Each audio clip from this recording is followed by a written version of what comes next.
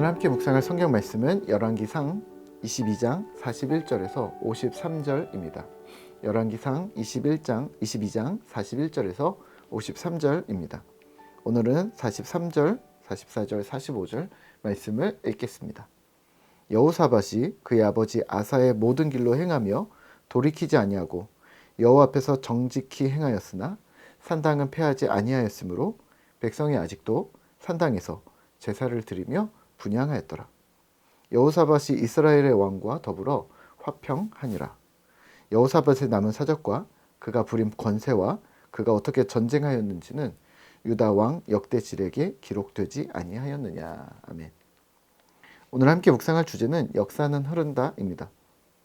10월 마지막으로 열왕기상을 마무리하는데요. 열왕기상은 다른 어떤 성경보다도 사건이 많은 책이면서 등장인물도 정말 많았던 책입니다. 그도 그럴 것이 400년 동안의 이 두 나라의, 한 나라도 아니고 두 나라의 왕들과 그 사건들을 기록했기 때문인데요.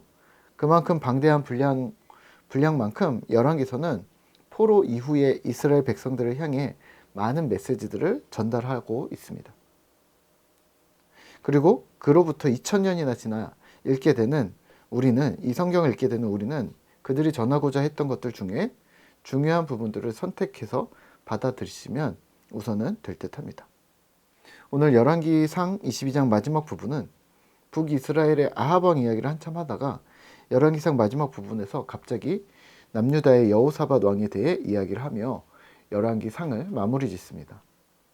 물론 열왕기상하는 본래 한 권의 책으로 이어져 읽어야 하지만 현재 우리는 나눠서 보고 있으니까 오늘은 여기까지만 보는 것으로 하시죠. 22장 43절에서는 아합 왕에서 시점을 옮겨 남유다의 여호사밧 왕에게로 향합니다. 그리고 여호사밧 왕은 한 문장으로 그의 삶이 평가됩니다. 43절입니다.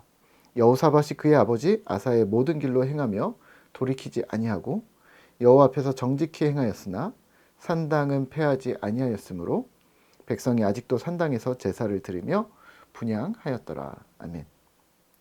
여호사밧 왕은 아버지 아사 왕처럼 여호와 하나님 앞에서 정직히 행하였습니다. 산당을 폐하지 않았다는 단어는 두 가지 의미로 볼 수 있는데요. 산당을 폐하지 않았다는 것은 왕이나 왕비가 궁에서 여전히 우상을 섬기느라 산당을 폐하지 않았던 경우가 있었고요.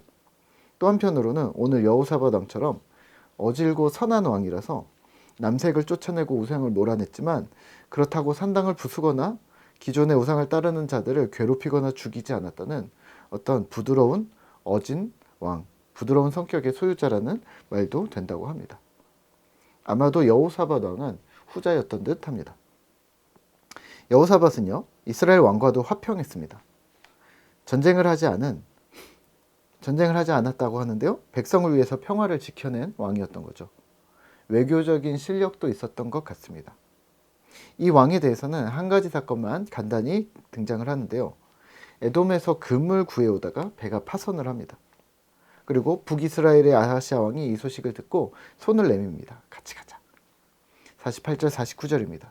여호사밧이 다시스의 선박을 제조하고 오빌로 금을 구하러 보내려 하였더니 그 배가 에시온 게벨에서 파선하였으므로 가지 못하게 되매 아합의 아들 아하시아가 여호사밧에게 이르되 내 종으로 당신의 종과 함께 배에 가게 하라 하나 여호사밧이 허락하지 아니하였더라.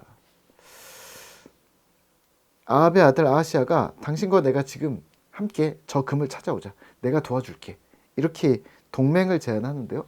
그 동맹을 거절합니다. 그리고 51절에서 또 시점을 바꿔 북이스라엘로 옮겨서 아합 왕의 아들은 아하시아이고 그는 악행을 저질렀다는 소개로 열왕기상이 마무리됩니다. 오늘 본문을 묵상하며 우리는 무엇을 기억해야 할까요? 네, 역사는 흐르고 있음을 기억하시면 어떨까요? 본문을 보고 있으면 아무리 봐도 수많은 사건들이 있었을 것 같다는 생각을 줍니다. 에돔에서 금 사건도 그렇고요.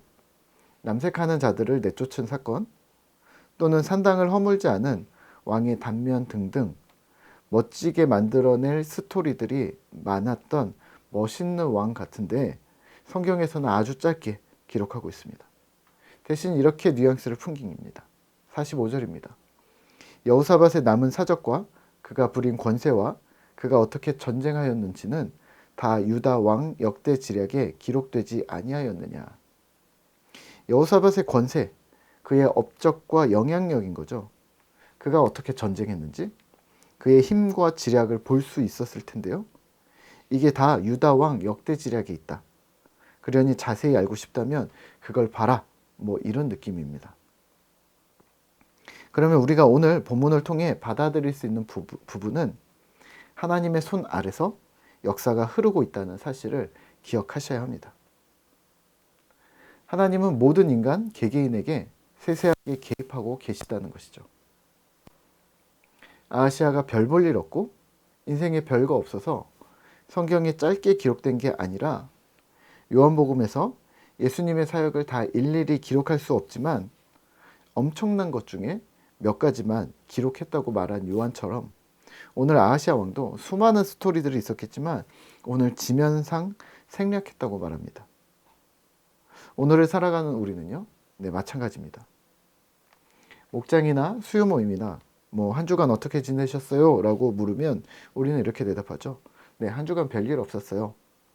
하지만 사실 한 주간 우리는 수많은 일들이 있었습니다.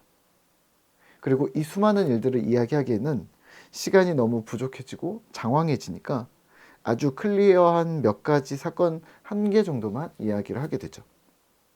하지만 이미 우리는 매일매일 하루가 수많은 일들의 연속입니다.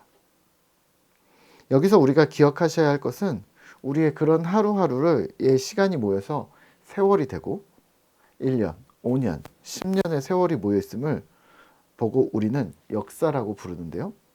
이 역사를 주관하시는 하나님, 역사 속에서 주인 되시는 하나님이라는 말은 그런 순간순간마다 짧은 시간에도 하나님이 우리와 함께 하셨다는 말입니다. 사실 하나님이 계시든 하나님이 없든 하나님이 계시든 하나님 없이 살든 시간은 지나고 역사는 흐릅니다. 하지만 그 모든 역사와 시간의 주인은 하나님이라는 것을 기억하시면 어떨까요? 나는 하나님이 없다고 생각했는데 돌아보면 하나님이 계셨습니다. 나는 내가 결정했고 내가 수고한 결과라고 당시에는 생각했는데 돌아보면 하나님이 함께 하셨습니다. 우리의 인생이 당시에는 모르지만 돌이켜보면 하나님이 주인 되시는 일들이 모든 것이라고 말하면 과한 걸까요?